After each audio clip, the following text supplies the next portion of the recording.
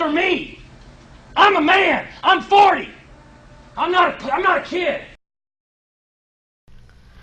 Alright, so everyone did this as a kid, right? You're in a store and you see those vending machines. Ooh, you want that drink or that candy bar.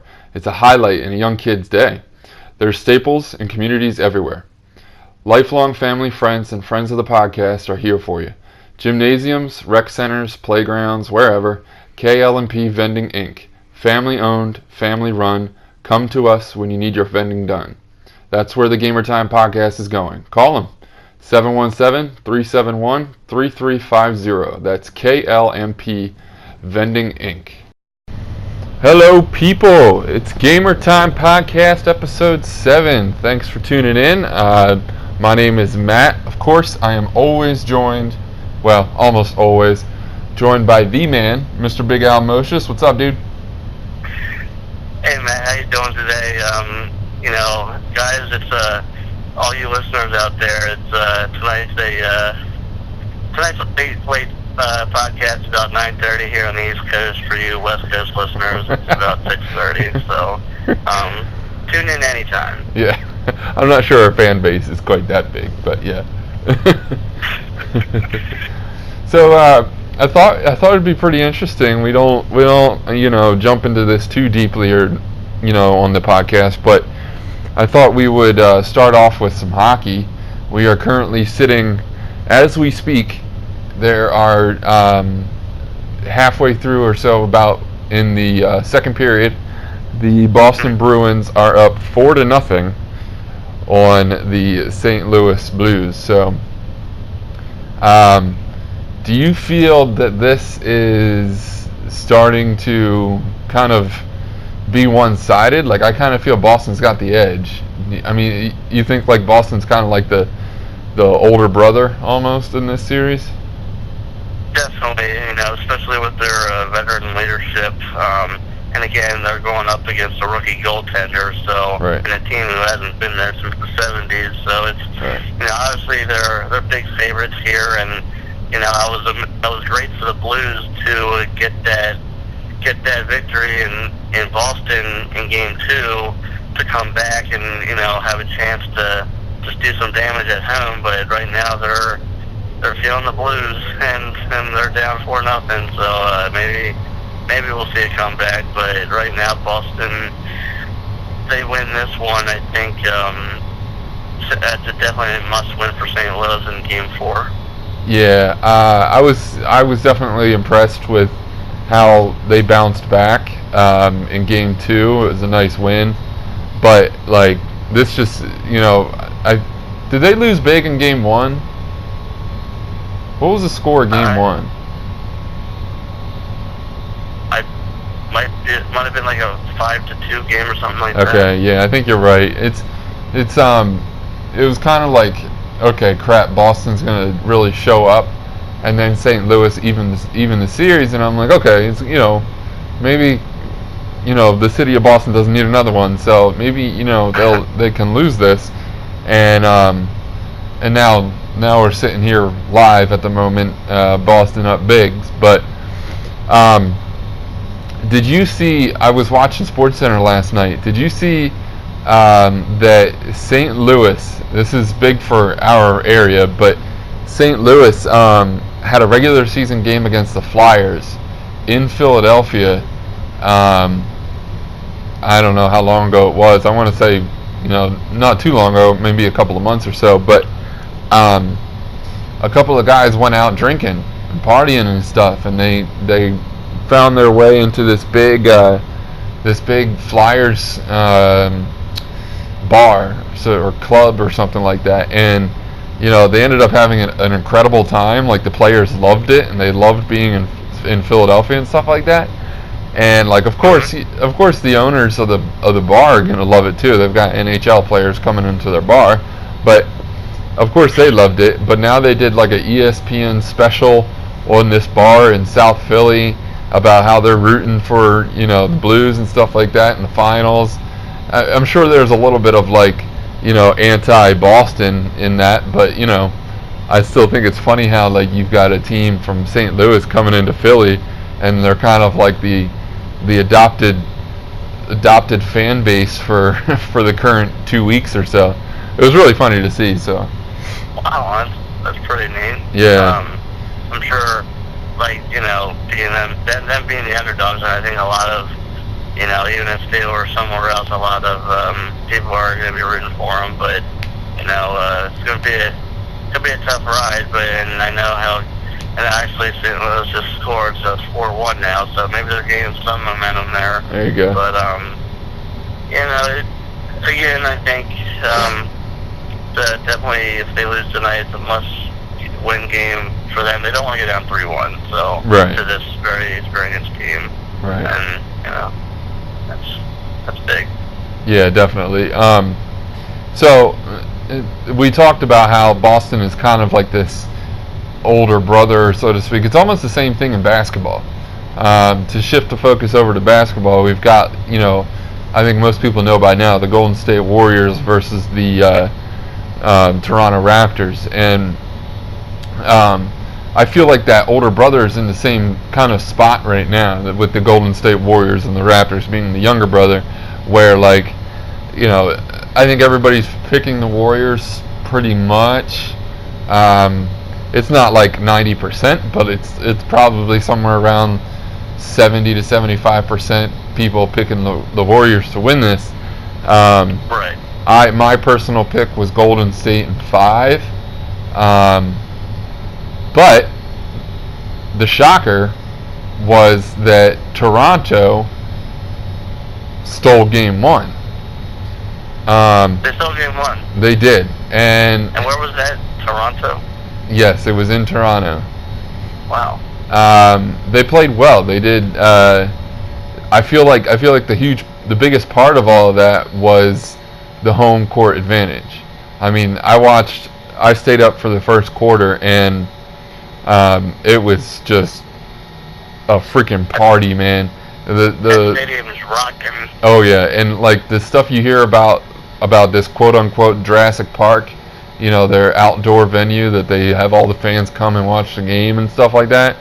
I hear that it was. Right. I heard it was packed in Jurassic Park, packed down the street, packed around the block, down to like some other arena down the street or something like that. It was like the whole street or whole city was pretty much packed full of people. So it was pretty lively and pretty crazy for Game 1, and I think that's ultimately what won the game.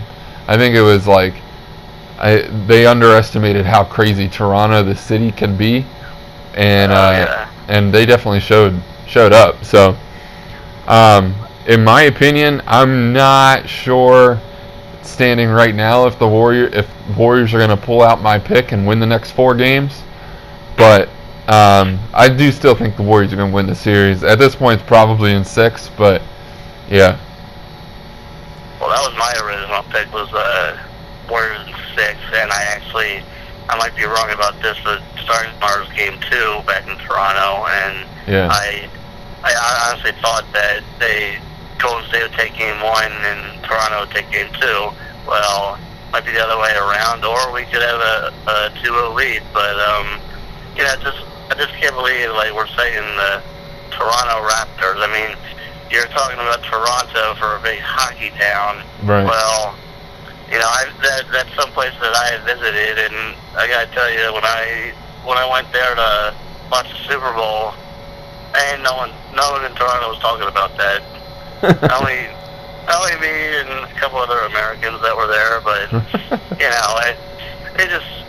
they're also big into hockey. But for basketball, I can see why it's a block party. I mean, this is their Super Bowl, and they're ready to win, and they could very well do it. But I still originally predicted Golden State in 6, but hey, it's you're talking about a big brother type of comparison here. Well, if you want to get back into the older ages, I have another comparison. You got David versus Goliath here. I mean, yeah, big battle. Right. So, I lost my train of thought here. But it was funny because I was telling a coworker that if Toronto stole Game 1 that they would. It's almost like they had to, because if they would have lost game one, I feel like Golden State, because of winning game one, they would like pretty much silence them, almost put them in their place. You know what I mean? So like Golden State wins game one, right? And then going into game two, Toronto's kind of like, oh crap, they showed up and they're the better team, and everything's going to go the way everybody thought. And it's almost like they would already be pushed out of the series. So it was like Golden State wins game one, and then by default Golden State wins game two, and then they're up 2-0 going home, and then it's pretty much a wrap. So it's like I feel like Toronto almost had to win the first game just to show that it's not going to be easy, or that that they can do stuff too. But I don't know. It should be interesting to see if Toronto can hang once the series shifts to Golden State. It'll be either if Toronto can win game three, then it's a whole nother series, man. This thing is going the wire, and Golden State really needs to figure something out if that's the case. I think obviously their game plan, and it's really hard to do, and I think it's going to be that way the rest of the series. But obviously try to not stop, but probably slow down Leonard, because he's just the wrecking force for that team there. And, oh yeah.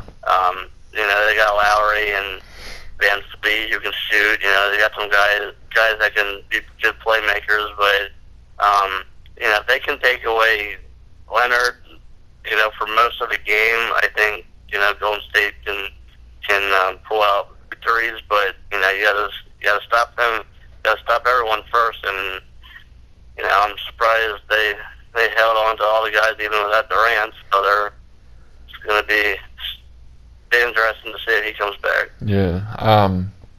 So like looking into the future, okay, if you were going to draft a team that can either, I feel like the best possible way, there's two instances where you draft the way the Warriors did. They took Curry, they took Draymond, and they took Klay Thompson, and they filled in with some veterans like Iguodala and stuff like that. And they drafted Harrison Barnes too, who was a good player at the time. Or you can go the route the way the Thunder did, when they drafted Kevin Durant, and then they drafted Russell Westbrook, and then they drafted James Harden. And that didn't win any titles like the Warriors did, but those three guys were literal MVPs. Like all three of them have an MVP award in their trophy case. So like it's kind of that, it's amazing to me that team didn't win a title. Like they're looking at how all three of them are right now. It's like it's incredible, but you never know like what you're gonna get with a certain number. Like it's like figuring out your draft as like a GM or an owner or a coach or whatever is one of the hardest things to do in sports. Like for instance, Kevin Durant, Russell Westbrook, and James Harden, none of them were number one picks. Neither was Draymond, Steph, and Klay. And those six guys are, all probably top 25, Klay and Draymond being at the bottom, and the other four are like top 10 probably. Right. But that just goes to show you, like Kevin Durant drafted number 2, Russell Westbrook I believe was drafted. I think it was top 10, but it wasn't. It was like 8 or something like that. And like James Harden I think was drafted in the teens. So, and Klay Thompson and I think Draymond was a late first, and Klay Thompson was in the teens, and Curry was like number 10 or 11 or something like that. It's like, how do you figure out exactly what you want, or how do you figure out who's the next big thing? Like it's almost a crapshoot, you know what I mean? Right, and obviously it takes a lot of good scouting to see, like, you know, who they're going to go after, what they're looking to do.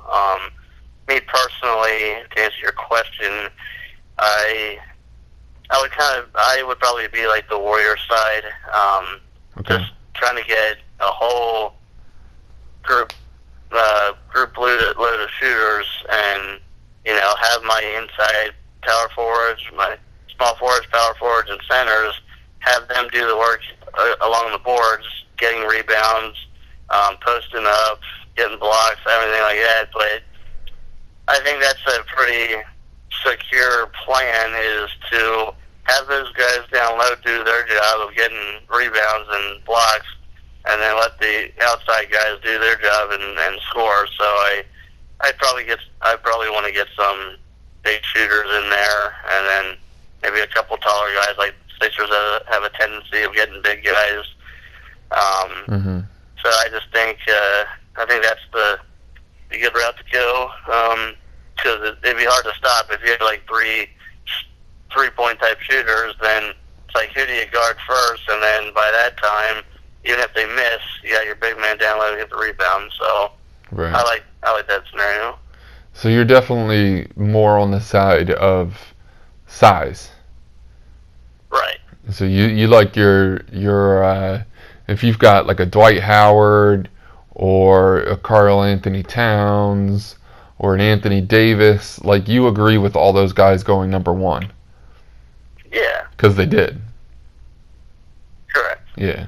So, like, if you had Hakeem Olajuwon on the board, or you had Sam Bowie on the board, who was a tall guy, or you've got some, you know, just standout guard named Michael Jordan, you know, who are you taking then?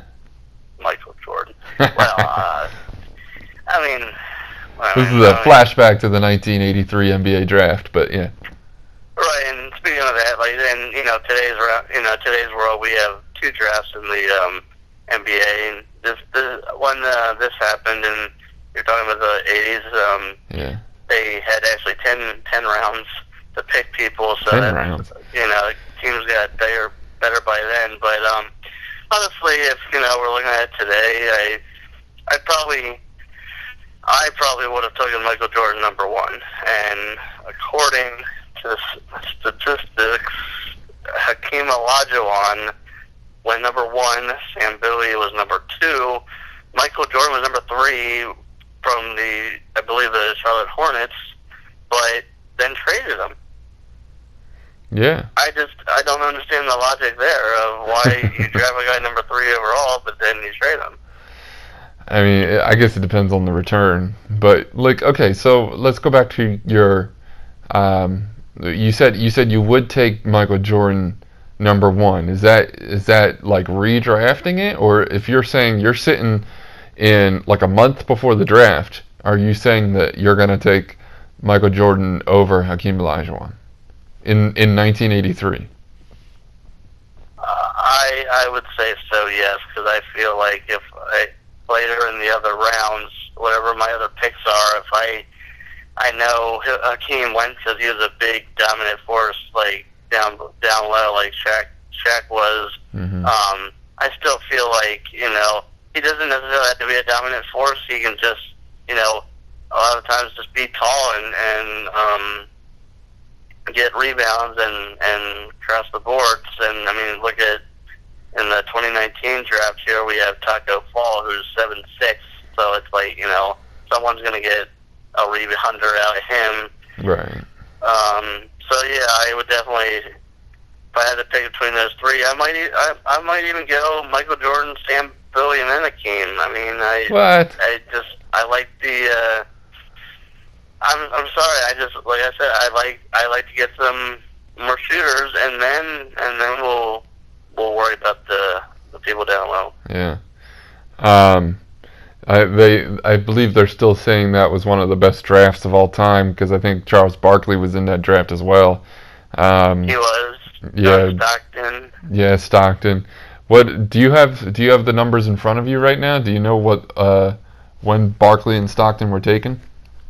I currently don't know. Okay. I'm pretty sure they were first round picks, but yeah, that's. I don't know, man. I don't. I'm not sure I can agree with that. Like, especially in 1983, like everybody was big man hunting pretty much. So to say that they would take Jordan over Hakeem, I'm not sure. But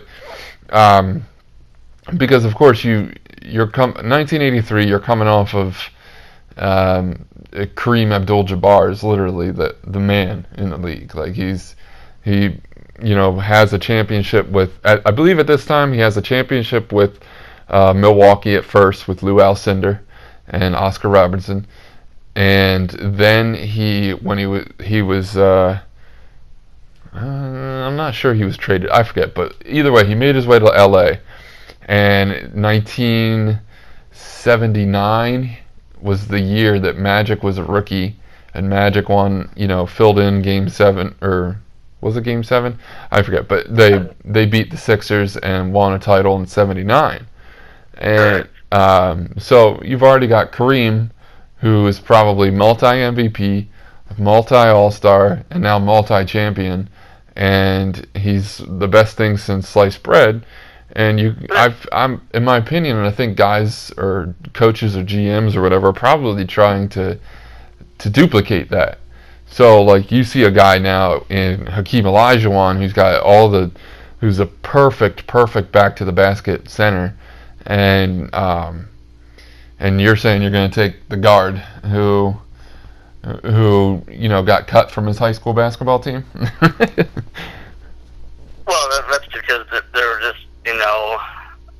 that whoever that basketball team was, and that cut him, I believe they were on some sort of medication or something. I don't think they were acting too clearly. And by the way, this is Friday night. I mean, I know people drink, so I'm thinking that's what you're doing right now with that statement. I cannot believe you're going to take Hakeem Olajuwon over Michael Jordan. I mean, that's just ridiculous. Look, okay, I think that it's very easy for you to say that now, in hindsight, back, what would that be? It's close to 40 years ago, because, it's, Michael Jordan's the greatest of all time. So I get that. Correct.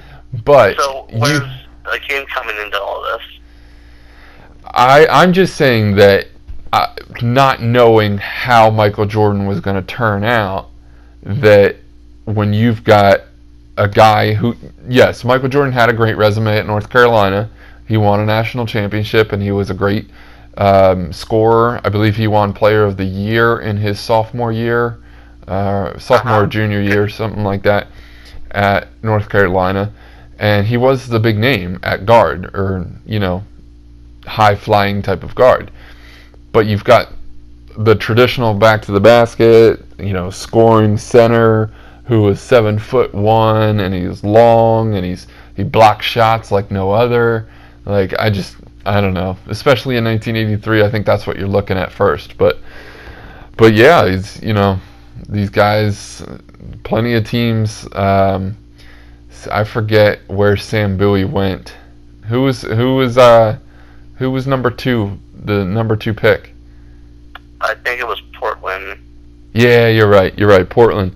Yeah, because that's the infamous thing, was like everybody was looking at Hakeem in that draft, but Portland passed up on Michael Jordan, and look how that worked out. So, right. Yeah.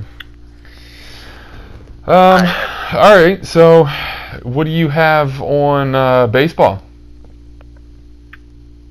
Well, as far as I know, and I'm sure you've heard already because you're a big Yankees fan,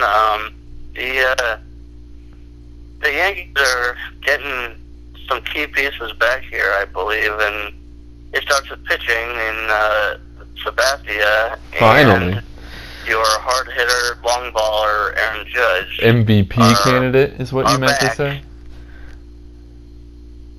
What's that? MVP candidate is what you meant to say? Oh yes, I know. Once he gets going again after his hopefully apparent injury, you're still going to lose the bet regardless. But that you can have him. That's fine. Yeah, we'll see.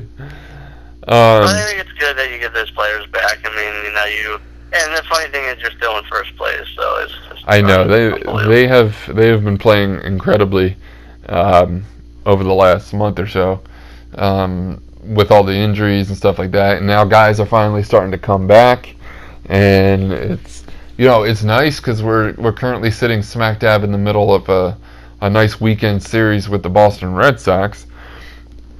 And correct.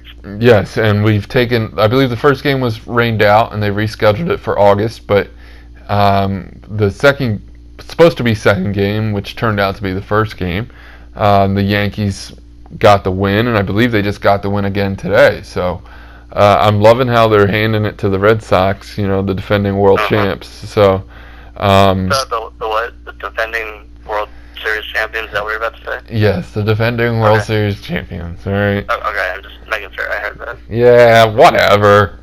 I do not like the city of Boston. If anybody listening is a huge Boston fan, if you're a Patriots fan, if you're a Red Sox fan, if you're a Celtics fan, if you're a Bruins fan, go screw it. No, but screw you. No. It's pretty amazing what that city has been able to do. Yeah. We were just talking about what it's like to draft guys at different positions in the draft and how they become stars and stuff like that. That literally falls into what the Boston area did. Sorry, I was about to call them the Boston Patriots, the New England Patriots. What they did in selecting their quarterback back in 98? You mean talking about Tom Brady? Yes, the GOAT. The 2000. The 2000 draft, okay. Yes. The 2000 draft taken in the 6th round with, 6 or 8 guys drafted in front of him or something like that? 6 guys, and I'm going to run down the list for you. See if any names, stand out to you ever since 2000. All right, number 1, 18th overall in round 1, Mr. Chad Pennington. Who? Yeah, well, yes and no. Like, he had a short-lived career, and he had a couple of injuries, but I do remember him vaguely because he started out the season super hot one year, and then he broke his hand or broke his wrist or whatever, and then he was never the same. So I don't want to say he could have been Tom Brady, but I felt like he was off to a good start one of the years that he was in, but who knows what could have happened with that. Who was next? Right. Looks like we're skipping a few rounds here, and the next quarterback taken was round 3, Giovanni Carmazzi. Oh yeah, good old Gio. I remember. No, I have no idea who that is. Exactly. I mean, and he's number 2 overall. What is going on here? Number 3, Mr. Chris Redman, also a 3rd round pick. I think he played for the Falcons, I believe, and had some backup roles there, but the starter, I don't remember him getting much playing time. I have literally no idea who that is. All right, moving on. Round 5, once again, we're skipping rounds here. Teams don't want to take quarterbacks anymore. But back then, round 5, we got T. Martin out of Tennessee. Now, I know Tennessee is known for bringing in some good quarterbacks, but in one Peyton Manning. But T. Martin, he's not on top of the list for me as far as good quarterbacks. No, never heard of him either. Oh, okay. So maybe you hear about the next guy in this round. The guy that I don't know, if I had to pick out of these 5, I'd probably pick him number 1, number Chad Pennington, maybe number 2. But 6th round, Mr. Mark Bulger. Okay, yeah. Mark Bulger, he had a couple of good years there with the Rams. Once Kurt Warner left St. Louis. He was kind of like the heir to the throne for the greatest show on turf once Kurt Warner left. But yeah, no, he couldn't. He was decent. he had a couple of decent years, but that was about it. I agree with that. That's like I said. Out of these guys right now, I'm taking for on but obviously back then, we don't know what these guys are made of yet. So then there was actually 3 6th-round quarterbacks picked, and Mark Bolger being the first one out of the 6th round. Number 2 out of the 6th round is we got Spurgeon Wynn. I mean, did this guy go internationally or something? I mean, is he even American? Like, I don't know what's going on here. My notes are a little off here. But Spurgeon Wynn. Spurgeon Wynn. I don't know if you heard of him, but no, never heard of him. No. Well, shit.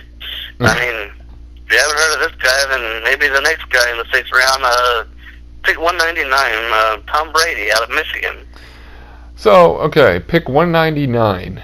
That is probably like the last day of the draft, and there's nobody left in the Music City Hall or wherever they were doing the draft that year, and like they're all the fans are gone, and you've probably got a couple of sportscasters sitting there, and they're probably not even talking about the pick. It just flashes up at the bottom of the screen, and that's about it. So I kind of wonder, like, did anybody even know that the Patriots drafted Tom Brady at the time?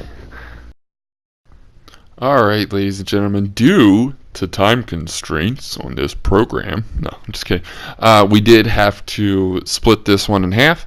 So this is the end of part 1. Look out for part 2 starting, as soon as you click on it, man.